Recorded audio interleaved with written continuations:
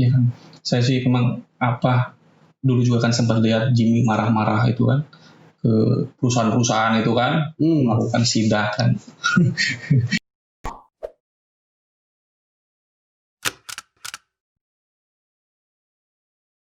Assalamualaikum warahmatullahi wabarakatuh.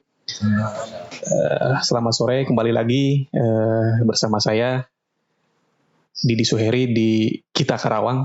Hari ini kita kedatangan tamu spesial, politisi yang sudah malang melintang di Karawang maupun di Jawa Barat, yaitu Kang Rahmat Hidayat Jati atau Kang Toleng.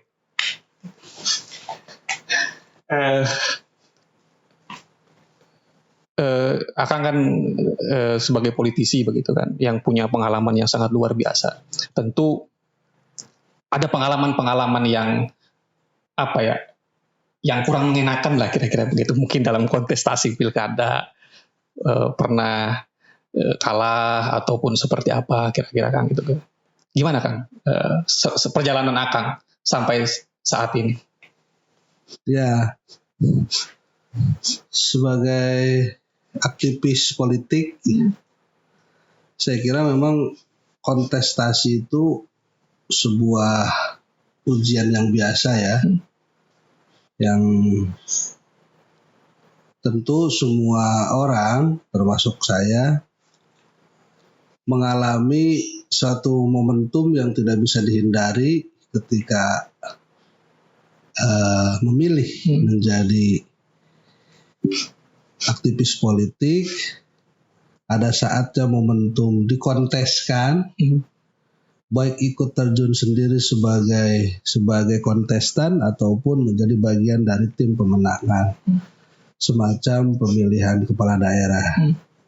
Ya pilihannya ketika tidak menang ya pasti kalah.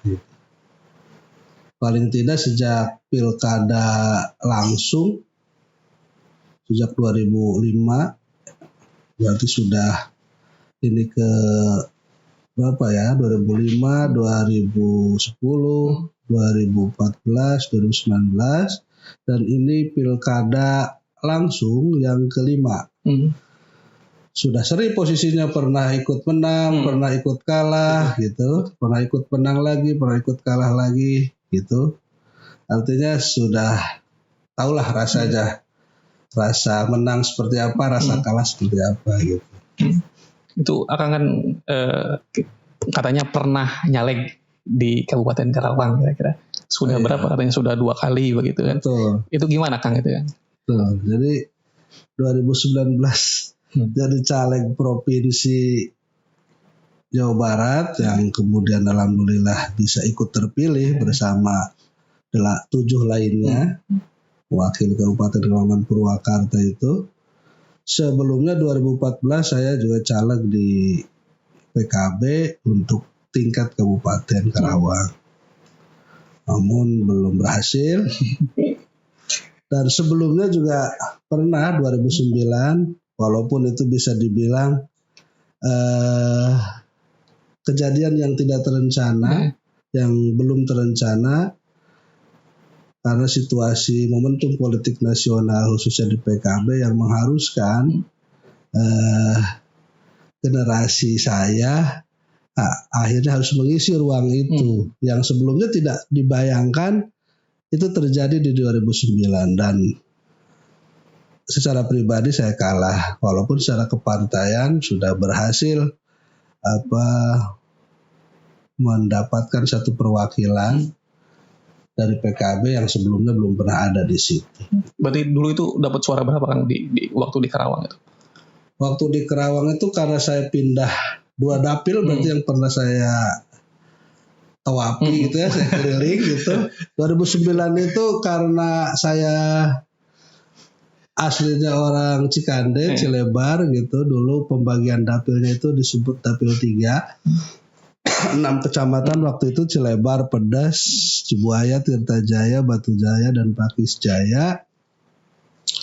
Kita sama tuh, hampir satu angkatan, semua laki dan perempuan. Jumlah caleg kita 7 orang. Untuk posisi kuota kursi 7, PKB totalnya mendapatkan 8.400 gitu ya. Kemudian dapat kursi terakhir gitu. Saya secara pribadi nomor urut 2 waktu itu dapat suara by name itu 700 berapa gitu, 700 biji. 700 biji.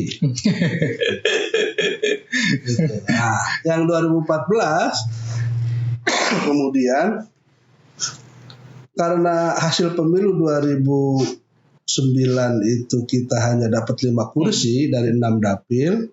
Jadi dapil 6 namanya itu Kecamatan Kelari, Purwasari, Ciampel, dan dulu nggak Kerawang Timur nggak masuk. Itu di situ belum ada kursi, belum pernah menang PKB, belum pernah pecah telurnya, kira-kira istilahnya begitu. Di 5 kecamatan di situ itu di dapil 6. Sejak pemilu 99 digelar, PKB belum pernah dapat.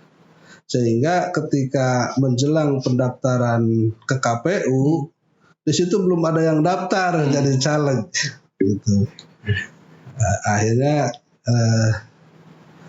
saya kemudian kira-kira terpanggil lagi untuk mengisi di situ, walaupun tentu melalui perizinan yang panjang dari keluarga, terutama istri itu, karena ya mungkin menganggap gitu kontestasi pilkada itu kontestasi pemilu dengan sistem liberal ini mungkin susah menghitungnya, mengkalkulasinya. Dan hasilnya kemudian kita hanya dapat suara di 7.000 total. Total untuk PKB 7.000. By name yang suara saya itu 2.100 gitu. Hanya kalah kira-kira 3.500 kurang 3.400 dari ranking 7 untuk kursi terakhir. Itu waktu pas mengalami dapat kursi itu. Kekalahan itu pernah ada rasa apa gimana ya? Putus asa gitu. Saya berhenti aja di politik ini gitu. Berhenti aja di partai misalnya gitu kira-kira. Kalau kecewa pasti ada ya, terutama yang 2014 gitu. Kalau yang 2009 tuh happy aja. Karena target goal kita kolektif gitu, secara kepartaian kita dapat perwakilan dari dapil itu. Yang agak paling kerasa kecewa itu 2014 karena selain secara pribadi saya kalah, partai juga kalah, tidak dapat di situ gitu. Sementara ya kira-kira sudah merasa mengerti, sudah merasa habis-habisan juga gitu ya. Tapi ya begitu. Sehingga ya kekecewaannya lumayan agak berat. Ini saya ceritakan sampai harusnya 2014 itu saksi resmi tingkat kabupaten Karawang di KPU Kabupaten Karawang itu harusnya saya mandat dari partai itu.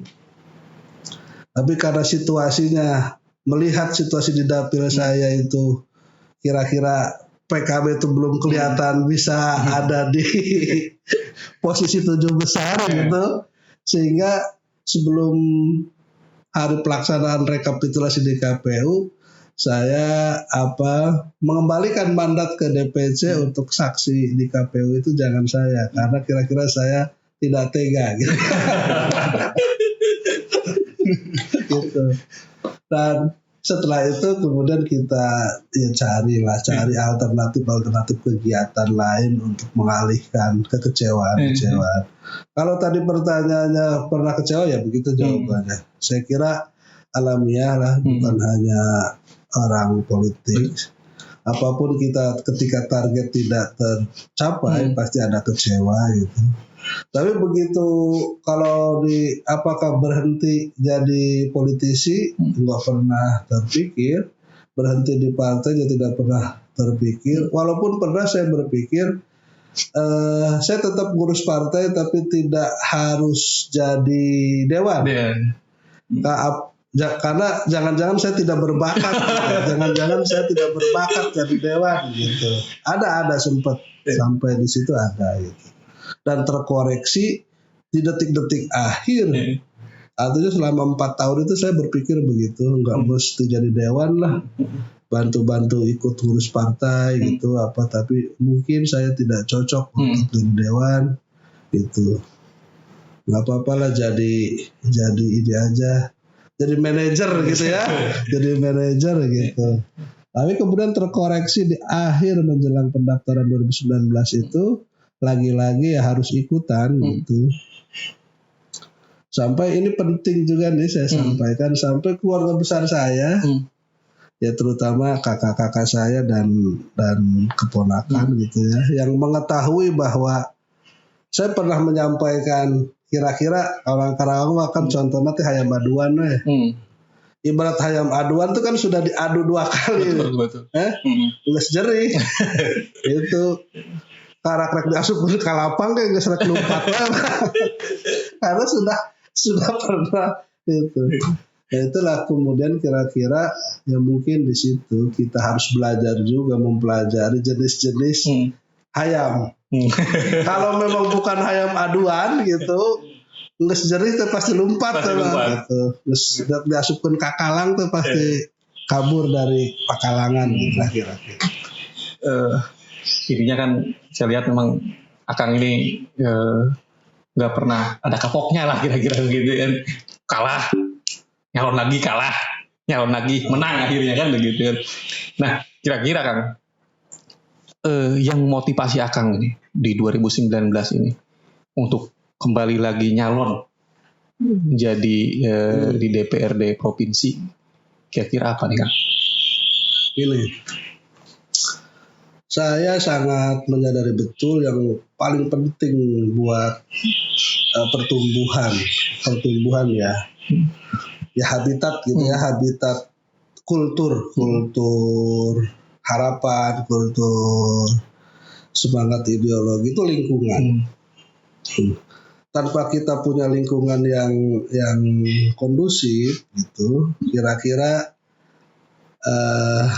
ya kan kalau di atlet itu kan kira-kira ada sasana-sasananya lah, ada padepokannya di tempat berlatih. Nah itu yang saya sebut kultur, itu saya sebut habit yang kemudian saling memotivasi, saling menguatkan gitu. Termasuk saya ketika dalam situasi jangan-jangan saya sudah tidak berbakat gitu ya. Dan teman-teman saya semua tahu, termasuk keluarga saya, ketika nyalon ketiga kali, kalau mau nyalon lagi sudah tidak dapat, saya balik-balikin pesantren kan kira-kira gitu. Nah, itu kayak jika heureuy tapi sesungguhnya beneran itu. Tapi pada fase apa yang memotivasi itu kira-kira ya situasi lingkungan itu. Dan ketika kita berpikir bahwa ini bukan ngomongin orang per orang, ini bukan ngomongin orang per orang, ini bukan ngomongin soal suka tidak suka terhadap personality ya teman-teman kita itu. Tapi ada hal juga yang patut kita pertimbangkan. Kira-kira begini. Kalau kita punya pemikiran, gagasan, rencana kerja, konsep, gagasan yang baik tentang pembangunan kemasyarakatan atau tentang apapun, sebaiknya jangan diserahkan ke orang lain. Karena begitu kita hanya serahkan ke orang lain, siap-siap saja kita kemudian merasa bukan begitu, artinya tidak puas, tidak, kemudian kita kecewa gitu. Nah, saya kira itu. Dan yang tambahannya, kenapa maju lagi itu kira-kira ya selain tadi itu untuk mengkoreksi tadi bahwa ya biar urusan yang kita bayangkan sebagai sesuatu yang harus dikerjakan itu ya kita yang urus sendiri. Sekarang kan Akang ini menjabat pertama sebagai DPRD provinsi. Kemudian juga dipercaya langsung menjadi ketua komisi 2. Ini luar biasa sekali ini. Nah, ini kan sekarang lagi masih masa pandemi lah ya. Ya. Nah, kira-kira program-program apa sih sebenarnya di Komisi 2 untuk apa? Menstimulus ekonomi misalkan gitu. Komisi 2 sendiri. Iya. Memang ini pengalaman periode pertama saya di DPRD provinsi dan DPRD ya secara umum. Itu, dan seperti tadi kemudian ada penugasan, ada mandat yang diberikan soal posisi sebagai ketua di Komisi 2 itu. Ini di satu sisi tantangan, ya di sisi lain ini kesempatan sehingga untuk benar-benar mengeksplorasi, mengoptimalkan selama ini apa yang kita gagas. Soal kira-kira pemberdayaan usaha kecil, koperasi, kemudian industri kecil menengah. Karena di dalamnya juga ada soal petani, ada soal kelautan perikanan, kira-kira begitu. Lalu tiba-tiba situasi dunia ada pandemi COVID-19 ini, sehingga semua perencanaan kita putar ulang lah kira-kira dengan istilah refocusing itu. Jadi semua perencanaan yang untuk 2020 yang sudah direncanakan di 2019 akhirnya harus terkoreksi, semua difokuskan ke penanggulangan COVID-19. Dalam situasi sepanjang bulan Maret, April, Mei, Juni, Juli, Agustus sampai September, bahkan terakhir kita wanti-wanti di awal-awal Oktober kemarin agar situasi pandemi COVID ini, khususnya tim percepatan penanggulangan COVID di level provinsi dan kabupaten kota di Jawa Barat, agar tidak mengabaikan soal perekonomian di masyarakat kita itu. Tapi ya syukur gitu, kita bersyukur karena pemerintah baik di provinsi, di kabupaten kota, termasuk di pemerintah pusat, ternyata juga harus memberikan perhatian, porsi perhatian yang besar dengan tema pemulihan ekonomi nasional itu. Ada stimulus yang diberikan lewat program pemerintah untuk sampai akhir tahun 2020 ini untuk usaha kecil, untuk wirausaha muda, dan untuk industri kecil menengah. Kita terus monitor, kita kawal ini, termasuk teman-teman di Kabupaten Karawang ini sudah masuk menjadi bagian yang akan menjadi penerima dari program ini. Terus kemarin juga Pak, saya lihat PKB meluncurkan program pembagian kartu untuk guru ngaji gitu kan. Ya. Terus kemudian untuk petani, untuk nelayan, itu gimana sih Kang ini untuk realisasinya sendiri? Oh ya, itu kita sebut dengan kartu PUMR. Ini gagasan ijtihad politiknya PKB Jawa Barat yang sudah disetujui lah, dibolehkan oleh DPP PKB itu. Kita sebutnya itu kartu, namanya kartu peduli umat melayani rakyat, kartu PUMR. PUMR ini, peduli umat melayani rakyat ini, kita jadikan jargon, kita jadikan tagline untuk perjuangan PKB di Jawa Barat, terutama untuk 8 kabupaten kota yang sedang melakukan pilkada. Contohnya di Kabupaten Karawang nih, di Kabupaten Karawang kita mengusung kader PKB Kang Jimmy untuk jadi calon bupati. Kang Jimmy ini sudah membuat statement, bahkan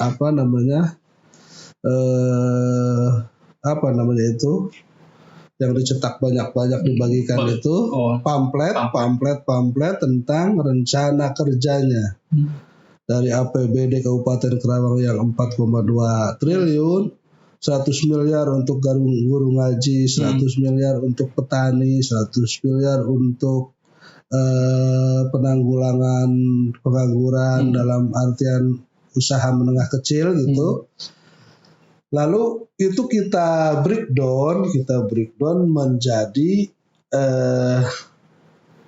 kartu PUMR. Jadi kira-kira gini, janji politik kader PKB yang sedang kontes di pilkada bahwa akan mengalokasikan, kalau menang APBD-nya akan dialokasikan sekian persen untuk guru ngaji. Kita tahu guru ngaji di Kabupaten Karawang dan di kabupaten kota di Jawa Barat ini rata-rata semua sudah ada alokasinya. Walaupun harus kita periksa ulang soal keterwakilannya, soal jumlahnya maksud saya. Nah, program guru ngaji ini yang di dalamnya juga sebetulnya ada guru honorer dan guru madrasah itu kira-kira alokasi anggarannya kalau kader PKB menang di pilkada menjadi bupati begitu, realisasinya itu nanti akan di-cover oleh APBD, akan dibiayai oleh APBD dan akan disupport oleh APBD provinsi melalui jaringan kita di kelembagaan DPRD Provinsi Jawa Barat. Sehingga postur APBD itu jadi jelas arahnya. Porsi yang selama ini kita sebut untuk nelayan, petani itu, guru ngaji, UMKM itu selama ini PKB merasa itu selalu dibicarakan tapi tidak nyata dalam postur anggaran. Sehingga kita mempersiapkan, mewanti-wanti betul semua calon kandidat kita untuk memberikan prioritas utama dalam postur APBD-nya, dan kita sampaikan ini ke masyarakat gitu, ke masyarakat pemilih dengan bentuk kartu. Jadi kalau saya di sekitar saya mau mengajak memilih kandidat yang diusung PKB, contohnya Kang Jimmy di Kerawang gitu, lalu saya tahu persis di lingkungan saya ada 10 atau 12 guru ngaji itu yang kita tahu guru ngaji kan memang tidak pernah ada yang bayar kan gitu, tidak pernah ada yang menganggarkan. Nah, kita ajak beliau-beliau itu dan kita kasih kartunya. Satu orang satu kartu, kira-kira inilah janji politik PKB dan kandidatnya. Nanti kita akan alokasikan APBD Kabupaten Karawang untuk ini. Kira-kira gitu. Dan begitu pun di nelayan, di petani, dengan penjelasan di belakang itu jelas. Contoh untuk kartu nelayan, kartu petani itu kita akan alokasikan subsidi BBM. Kita usahakan ada bantuan kapal, itu alat tangkap dan lain sebagainya. Kira-kira begitu. Itu kan pembagian kartu itu kan. Itu berarti dibagikan saat momen-momen pilkada sekarang, atau dibagikan saat misalkan calon dari PKB menang misalkan gitu. Atau seperti apa ya?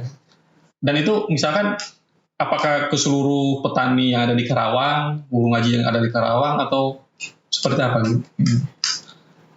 Kita bagikan sebagai bentuk dari pernyataan komitmen PKB dan kandidat kita.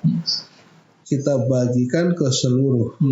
Jadi kita sudah rujuk datanya dari BPS, jumlah nelayan di Kabupaten Karawang ada berapa, gitu. Lalu kita hitung per kakak gitu ya. Lalu kita alokasikan kartunya itu. Begitupun jumlah petani dan guru ngaji. Dan kalau UMKM, kartu usaha kecil menengah itu, kartu wirausaha kita sebutnya itu lebih besar dari data BPS, karena kita mengasumsikan bahwa setiap tahun akan ada angkatan kerja baru yang belum tentu tertampung di lowongan kerja formal, sehingga nanti kita akan geser, kita akan dorong untuk pertumbuhan wirausaha baru. itu dibagikan. Memang momentumnya menjelang pilkada ini, gitu, sebagai penanda komitmen. Nah, realisasinya seperti apa? Realisasinya itu nanti di-cover oleh APBD, dikembalikan dengan sistem pemerintahan yang ada. Terus juga kan sekarang juga sebagai pengurus di DPW PKB kan ya. Ya.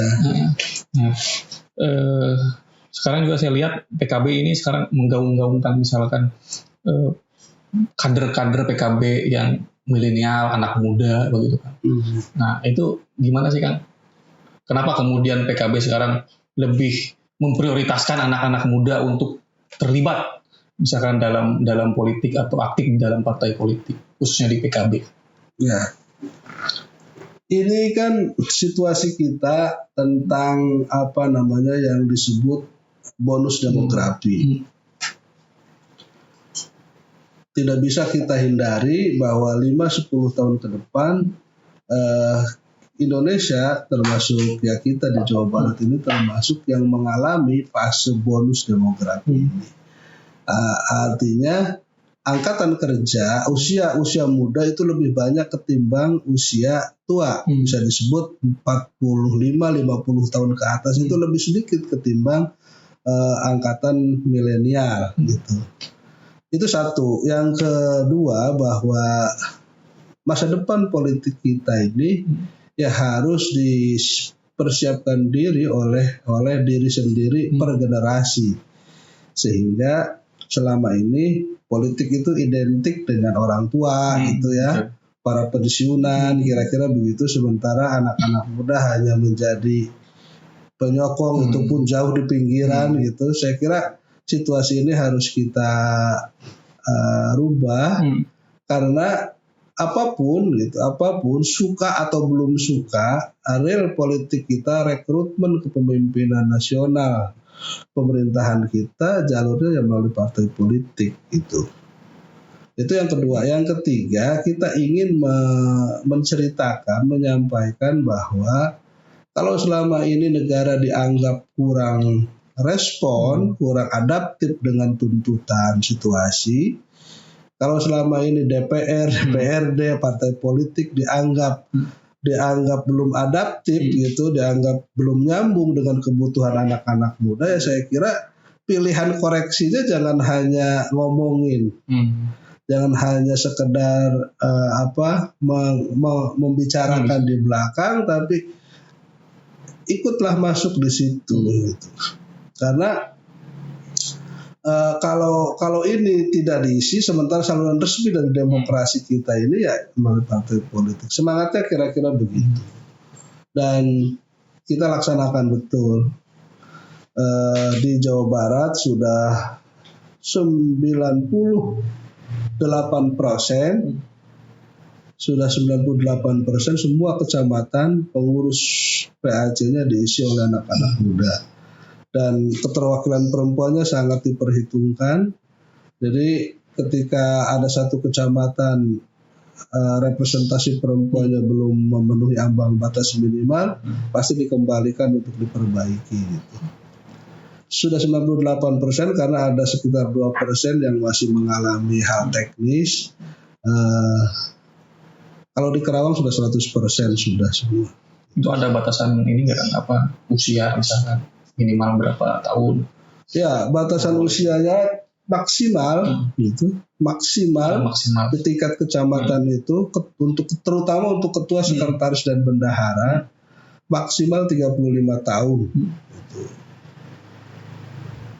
Kalau di jabatan-jabatan seperti Dewan Suro atau wakil ketua atau lebih dari 35 tahun juga nggak masalah gitu. Tapi kalau misalkan di DPC lebih dari usia segitu juga boleh berarti? Kalau di DPC lebih dari usia itu boleh. Gitu. Jadi ini kita berlakukan hanya untuk tingkat kecamatan. Nah ini kan kita kan ya tinggal beberapa bulan lagi menghadapi pilkada. Oke, pilkada. Soal pilkada Karawang.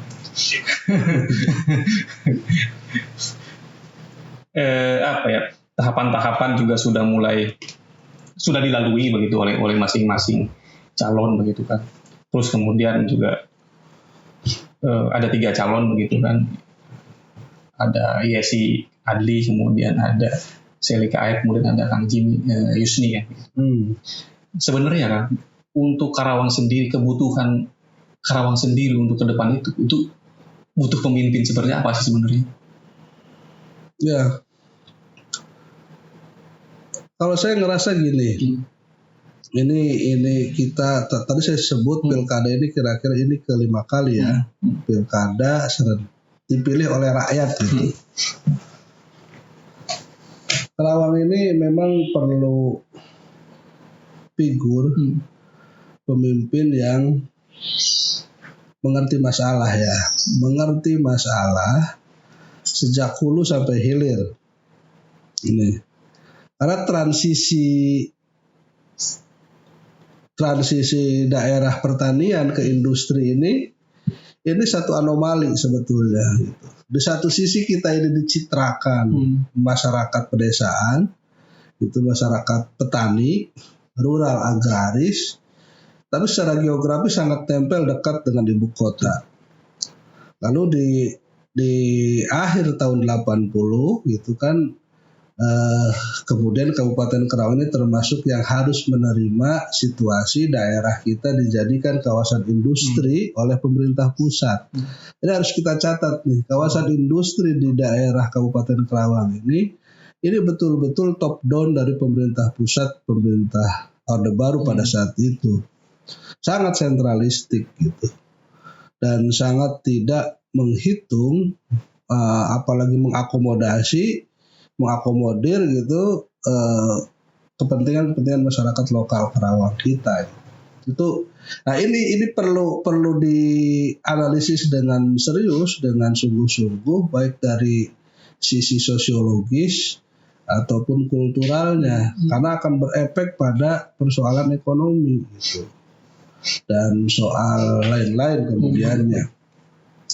Nah, Sementara Karawang ini gitu, di sisi lain juga kemudian tergiring gitu ya, dengan sendirinya gitu arus industrialisasi ini kemudian tumbuh dengan segala efek bawaannya, termasuk soal fasilitas untuk layaknya sebuah kota industri, fasilitas hiburan, fasilitas restoran, segala hotel, segala macam kan gitu. Tuh harus tumbuh. Karena di sini juga banyak ekspatriat, artinya banyak tenaga ahli dari karyawan-karyawan yang asalnya dari negara-negara investor. Gitu. Tapi di sisi lain yang pertaniannya ini kan harus dipertahankan. Nah ini yang menjadi sesuatu yang agak pelik, yang saya sebut itu harus memahami masalah itu. Jadi kalau pertanyaannya harusnya yang seperti apa ya, paling pokok itu orang yang paling mengerti masalah, sehingga kalau masalahnya sudah bisa dipahami lalu bisa terpetakan itu, kira-kira solusi-solusi itu, opsi-opsi alternatif untuk solusi itu ya sudah kebayang. Jadi kalau masalah saja belum bisa dikuasai, apalagi bayangan solusinya. Betul. Kan kira-kira begitu. Terus menurut Akang, Jimmy mampu untuk membangun Karawang 5 tahun ke depan? Kalau Jimmy, ini bukan karena saya kenal lama dengan Jimmy dan bukan karena teman dekat gitu ya. Saya kira di antara yang resmi sudah terdaftar di KPU untuk pilkada kali ini, ya Jimmy yang paling memahami masalah yang saya ceritakan tadi itu. Bahkan sejak soal sejarah awal mulanya gitu. Kalaupun solusinya nanti apakah bisa solusinya ya kita temani, justru kan gitu, kita temani untuk bisa memberikan solusi-solusi yang tepat untuk pembangunan kebutuhan masyarakat kita untuk 5 tahun ke depan. Kalau menurut Akang selama kenal dekat dengan Jimmy, sosok figur Jimmy itu seperti apa sih Kang sebenarnya di mata Akang? Jimmy itu pemberani, bahkan di atas rata-rata. Di atas Dia suka bola dan pasti jadi penyerang dan sukanya nendang ke gawang. Itu. Kan? Kira-kira gambarannya begitu. Dan tidak semua orang punya energi seperti itu. Gitu. Artinya, ya dia cukup berbakat dan dia pemberani. Gitu. Ya kan.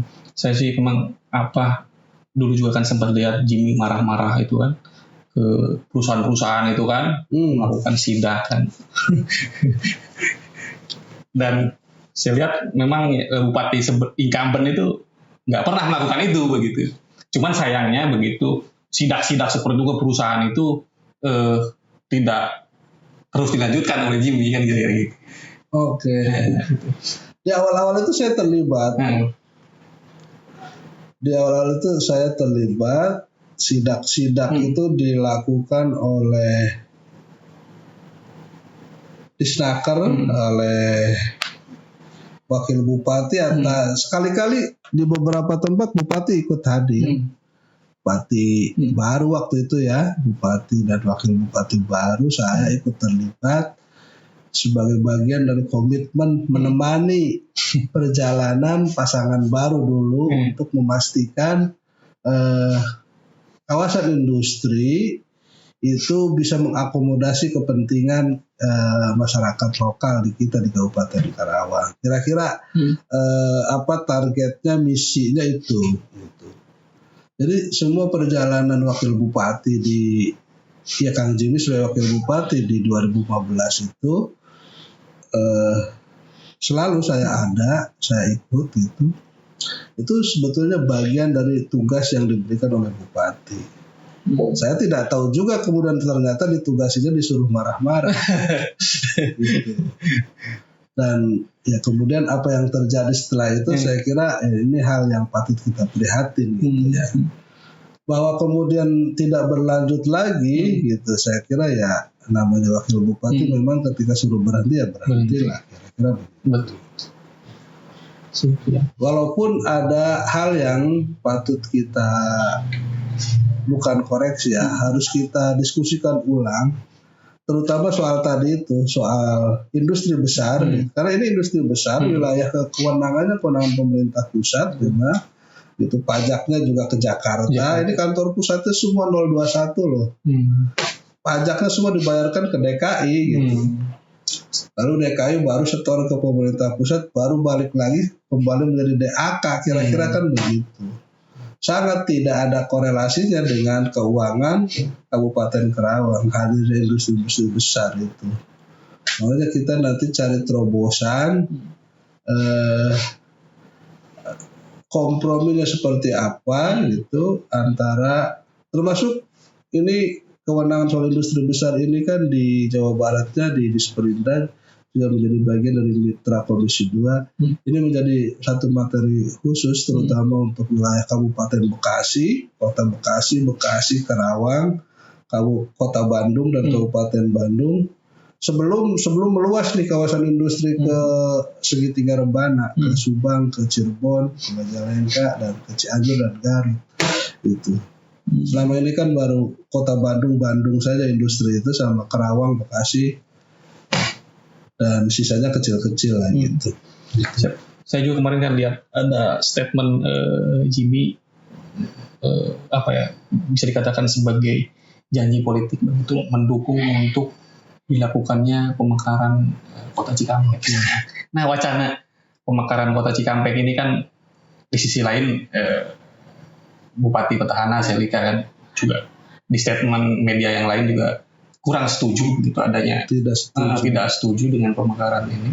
Menurut pandangan Akang, apakah Karawang sudah layak untuk dilakukan pemekaran? Saya dari dulu termasuk orang yang setuju dengan pemekaran Kabupaten Karawang. Dari dulu, dari sejak mahasiswa. ketika di Cikampek itu ada diskusi-diskusi, ada aspirasi, ada wacana soal itu, pasti saya menjadi bagian yang ikut terlibat, walaupun hanya jadi penggembira gitu ya. Karena memang hal yang wajar untuk daerah semacam Kabupaten Karawang ini untuk paling tidak dimekarkan jadi ada satu lagi. Kalau di Rengas Dengklok itu sama juga sejak saya mahasiswa kira-kira tahun 97 98 itu sudah selalu muncul juga wacana pemekaran Kabupaten Rengas Dengklok. Tapi di sana di Rengas Dengklok itu hanya hanya wacana-wacana menjelang momentum-momentum pemilu. Kalau di Cikampek itu lebih konsisten, dan terutama ketika saya sudah dilantik menjadi anggota DPRD Provinsi Jawa Barat, lalu ketemu dengan panitia pemekaran daerah otonom baru PPDOB namanya, level Provinsi Jawa Barat. Jadi ada PPDOB yang dibentuk oleh bagian pemerintahan Provinsi Jawa Barat. Itu ada ruangannya juga di Gedung Sate itu untuk pemekaran wilayah kabupaten kota di Jawa Barat. Ternyata salah satu pegiatnya itu dari Cikampek, dari Karawang. Malah jadi sekretaris Pak Jajat itu. Akhirnya dan Cikampek termasuk daerah yang diusulkan menjadi daerah otonom baru. Lalu kita diskusi beberapa kali dan kita temani ketika teman-teman ini mau beraudiensi dengan DPR RI, dengan MPR gitu dengan DPD RI, kita temani, kita bantu sambungkan begitu, termasuk secara pribadi Kang Jimmy dan saya 1-2 kali diskusi dengan teman-teman di wilayah Cikampek itu sampai muncul usulan. Ini genuine ini murni usulan dari Kang Jimmy bahwa kalau mau tambahin dong satu kecamatan yang ada pantainya, yang ada lautnya gitu. Karena usulan awal teman-teman itu hanya kira-kira Purwasari, Cikampek, Kota Baru, Tirtamulya, Jatisari, Banyusari gitu. Dan teman-teman kan membayangkan itu kota, sebuah kota baru gitu ya.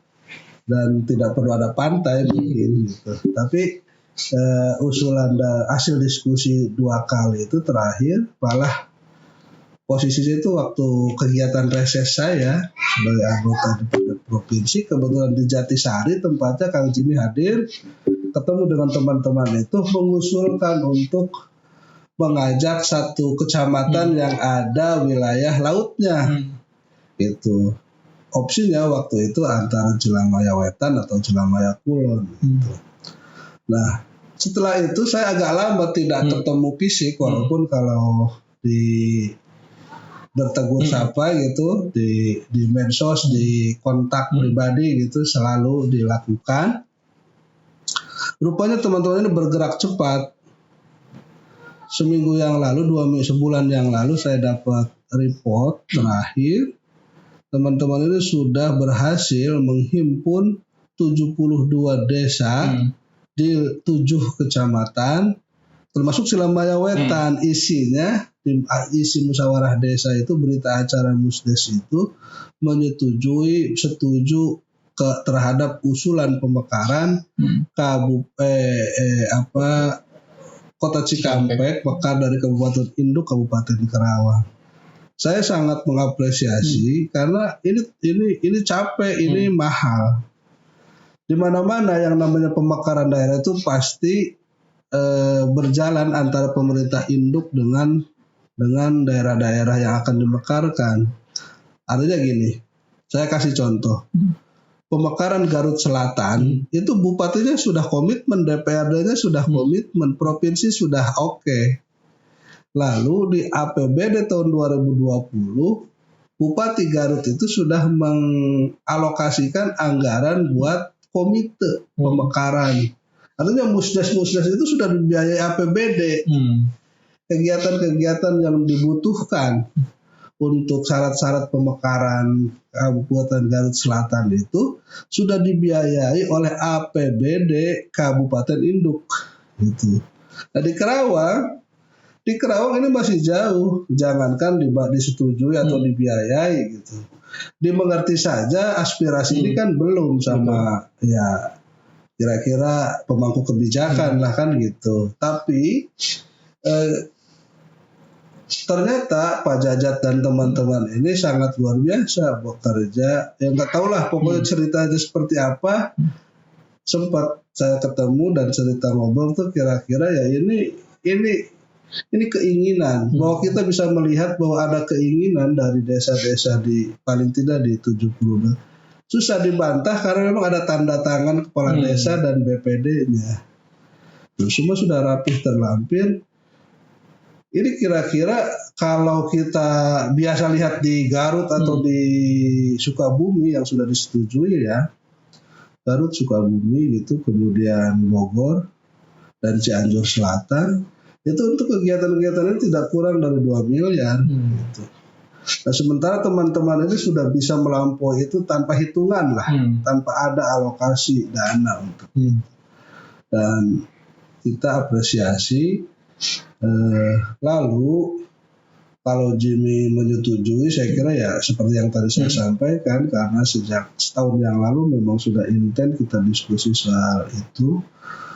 Kalau yang lain belum mengerti sehingga tidak setuju ya saya kira ini soal bagaimana seorang pemimpin daerah tidak hanya untuk menguasai satu wilayah itu, tapi ya untuk melakukan pembangunan yang lebih maslahat seperti apa, yang lebih baik itu seperti apa. Bahkan ketika sebagian daerahnya harus otonom, harus berdiri otonom terpisah dari Kabupaten Induk sekalipun, saya kira ya itu poin yang harus dipertimbangkan. Nah ini kan, saya kan melihat Jimmy sekarang kan menggandeng calon wakil bupatinya Teh Yusni. Ya, saya kira Teh Yusni ini mungkin ketidaktahuan saya mungkin merupakan orang baru lah kira-kira di jajaran parlemen, di pemerintahan di Karawang begitu kan. Sebenarnya yang menjadi pertimbangan kira-kira Jimmy kemudian menggandeng Yusni itu apa sih? Ya, saya kira ini kita harus belajar juga dari kejadian ini. Kira-kira begini. Kalau sudah bagian perjalanannya di politik itu, orang yang tidak pernah merencanakan secara panjang juga tiba-tiba harus jadi calon wakil bupati ya jadilah. Ya contohnya Yusni ini gitu. Bahwa dia orang baru, ya memang baru, tapi untuk wilayah Rengas Dengklok dan sekitarnya mungkin sudah dikenal lah. Karena ya Yusni ini kan anggota DPRD dari wilayah Rengas Dengklok, Dapil 2 Karawang, dari Partai Gerindra. Ya kalau kenapa harus Yusni, kira-kira ya hasil konsultasi dengan Gerindra lah. Hasil konsultasi dengan mitra koalisi kita, Gerindra, karena beberapa opsi pilihannya ada beberapa orang, lalu kemudian yang mendekati dengan kecocokan kira-kira begitu kan harus batu turun kesik naik lah kira-kira gitu. Ini kan agak mirip dengan perjodohan nih kalau begitu. Jadi kira-kira begitu sehingga jadilah pasangan Jimmy Yusni. Tapi peluang Jimmy Yusni menang itu seberapa besar?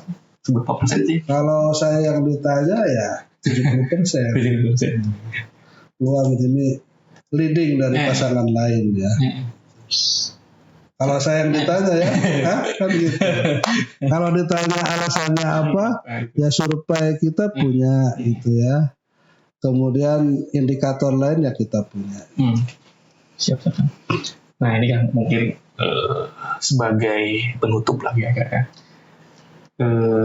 Minta closing statement akan untuk teman-teman anak-anak muda begitu kan, memotivasi mereka begitu agar mereka juga tidak anti terhadap politik gitu. Mereka mau terlibat di dalam politik, tidak hanya sebagai penonton, kira-kira begitu. Ya,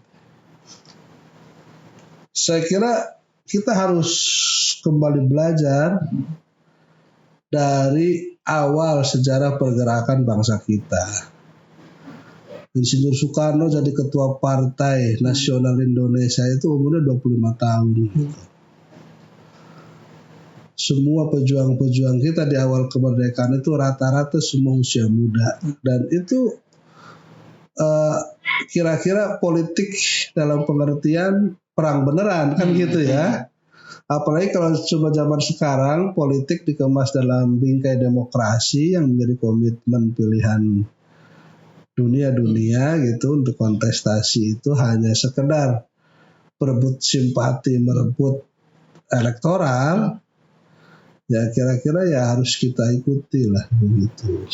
Agar apa yang menjadi idealisme, apa yang menjadi bayangan cita-cita itu tidak hanya dipasrahkan kepada orang lain yang jauh dari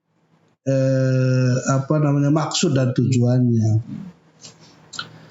Yang kedua, kenapa anak-anak muda ini penting untuk terlibat dalam politik selain melihat kembali sejarah lama bangsa kita itu? Karena gini, kan ada hukum alam yang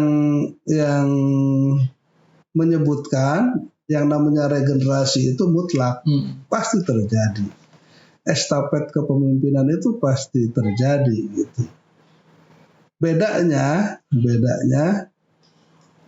walaupun kita tidak tahu apakah yang mati duluan yang tua apa yang muda kan gitu, tapi hukum alamnya kira-kira yang tua pasti akan pensiun lalu meninggal, kemudian akan tumbuh tunas baru lalu menggantikan itu. Nah dari tunas-tunas baru ini anak-anak muda ini saya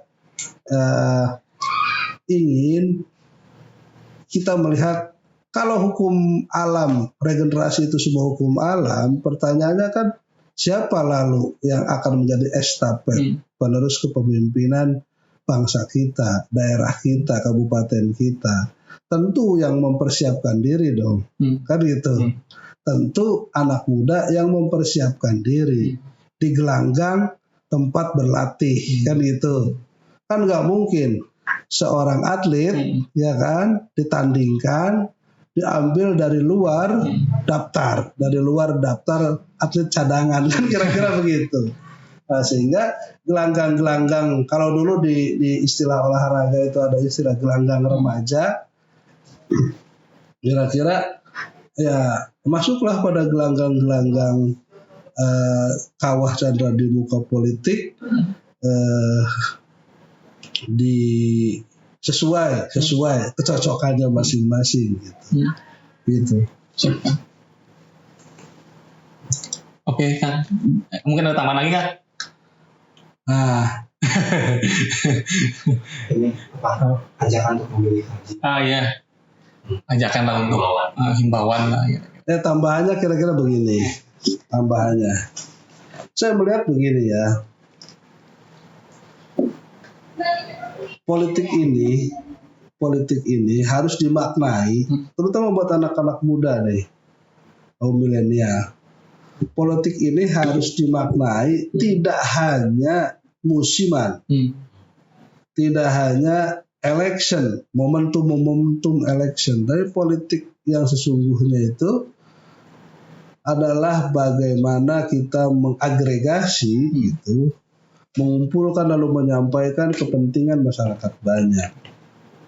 Karena representasi itu tentu ada di dalam konteks masyarakat kita yang plural, yang luas, gitu, yang berbagai macam latar belakang ini, sehingga pilihan politik representasi itu, keterwakilan itu masih menjadi bagian resmi dari sistem politik kita. Untuk itu, gitu, jangan alergi dengan politik ini, gitu.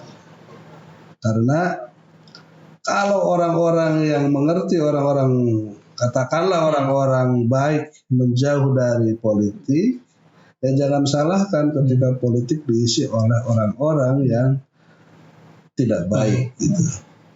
Saya mau bicara baik tidak baik bukan dalam pengertian moral, tapi baik dan tidak baik dalam pengertian visi untuk tata kemasyarakatan dan pemerintahan kita, gitu. Nah, menghadapi pilkada di Kabupaten Karawang ini, saya kira menjadi penting memilih Jimmy itu. Menjadi penting memilih Jimmy itu, terutama untuk kalangan anak-anak muda, agar kita punya fondasi untuk yang tertanam, gitu, untuk visi pembangunan Kabupaten Karawang untuk jangka panjang. Jadi kita perlu tata ulang ini, Kenapa harapannya ada di Jimmy? Saya kenal juga dengan yang lain, tapi kemengertian terhadap masalah kira-kira tertingginya Jimmy. Kita penting menemani Jimmy untuk membangun fondasi visi pembangunan Kabupaten Karawang 20 tahun ke depan. Itu kira-kira itu. Siapa? Oke, cukup sekian. Terima kasih banyak Kang atas waktunya.